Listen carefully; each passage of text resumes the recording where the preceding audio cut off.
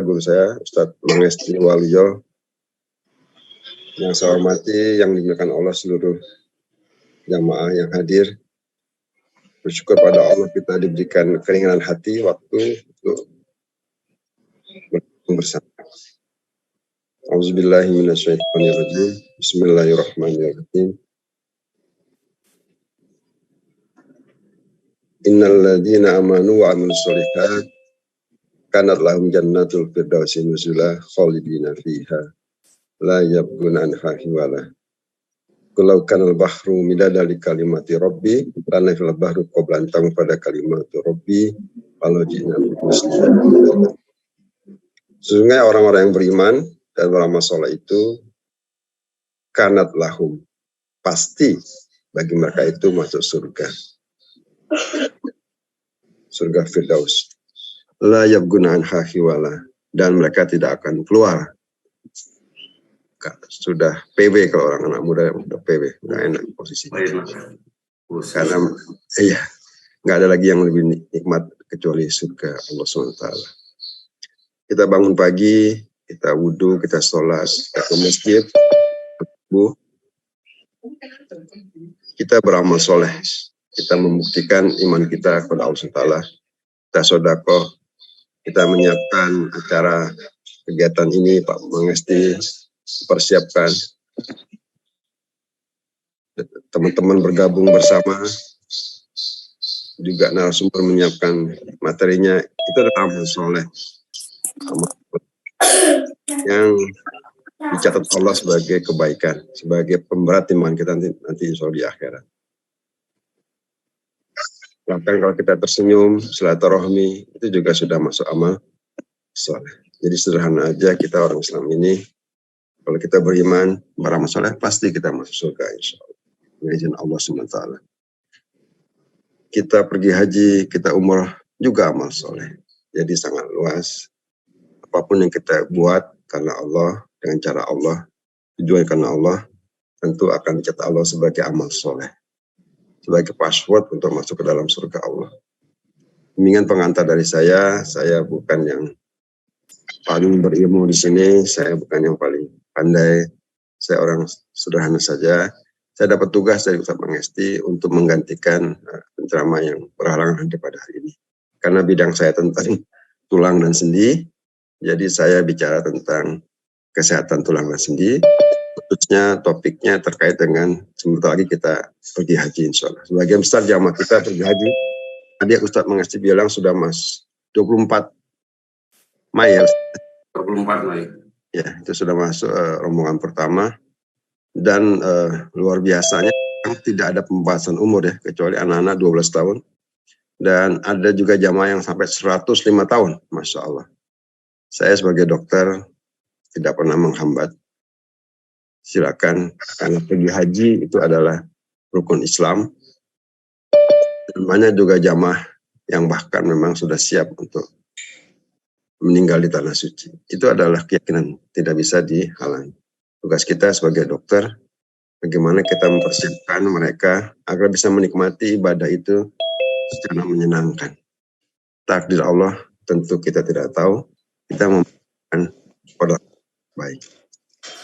Jadi kalau saya praktek, dok saya mau umroh, oh ya silakan, kalau saya periksa, saya siapkan, saya doakan, mudah-mudahan ibu nanti sukses, lancar, diterima Allah ibadahnya. Kalau itu prinsip saya sebagai dokter. Saya nggak pernah menghambat orang yang mau umroh pergi haji, tapi saya membantu mereka agar mencapai kondisi yang optimal. Sepanjang itu tidak dilarang oleh negara, tidak dilarang oleh pemerintah setempat di Saudi Arabia. Dan sekarang COVID sudah dianggap reda, jadi sekarang tidak ada pembatasan. Tentu saja jamaah kita semakin memuncak ya. Saya dengar 65% daripada jamaah haji kita itu adalah usianya 65 tahun ke atas, Pak Mangesti. Iya, betul. 65% jamaah haji itu usianya lansia, 65 tahun ke atas. Luar biasa. Bahkan ada yang usianya sampai 105 tahun. Nah, apa tugas kita sebagai orang kesehatan? Tentu kita mensupport mereka.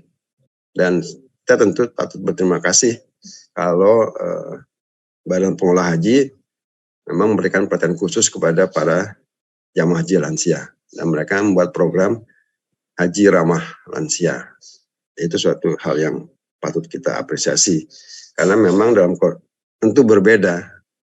Beberapa orang mengatakan pergi haji kan seperti traveling biasa. Tidak, traveling biasa dengan pergi haji berbeda. Berbeda karena semangatnya berbeda. Yang kedua juga situasinya.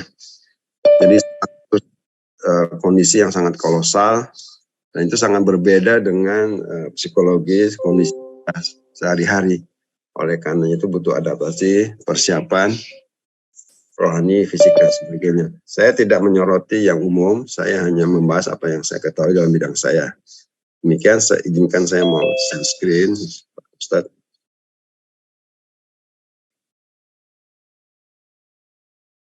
Mungkin sudah terlihat ya, Ustaz ya? Sudah. Baik.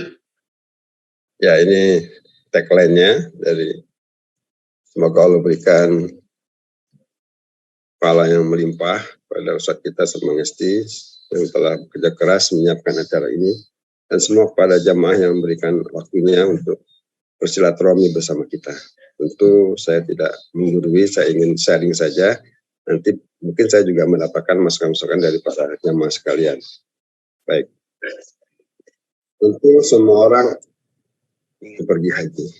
Labaik Allahumma labaik, labaik la syarika laka labaik, innal hamda wa ni'mata lak wal mulk la syarika lak.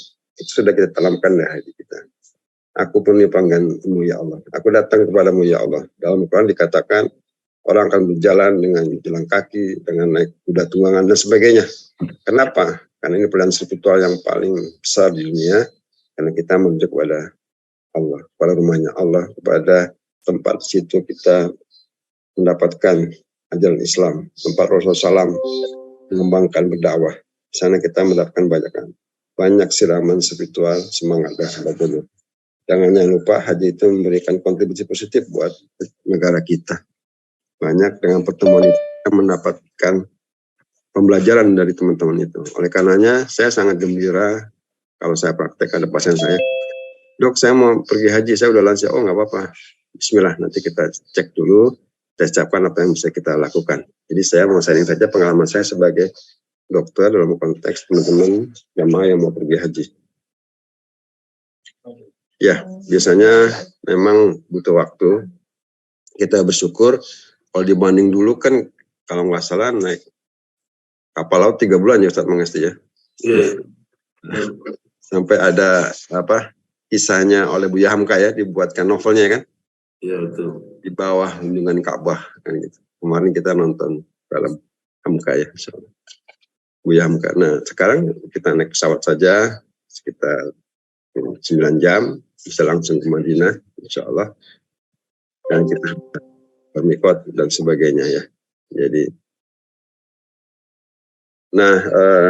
ini langsung konteks ke materinya. Ada juga baru kebetulan saya dapat pesawat yang datangnya menjelang subuh. Ya udah kita sholat subuh di Madinah begitu. Pakai sendal ya dok? Iya, saya pakai sendal aja. Sendalnya ini sendal yang nyaman buat saya. Ini bukan sendal baru, sendal yang nyaman. Biasa saya pakai di kamar bedah. Saya pinjam aja, saya pakai. Karena saya nyaman dengan ini, berdiri lama nggak apa-apa, jalan nyaman. Jadi intinya, gunakanlah sesuatu yang nyaman buat Bapak Ibu sekalian, yang memungkinkan kita bergerak dengan seimbang, lancar, dan tidak menimbulkan rasa sakit. Khususnya pada lansia suka terjadi keluhan di bawah tumit ini, gitu.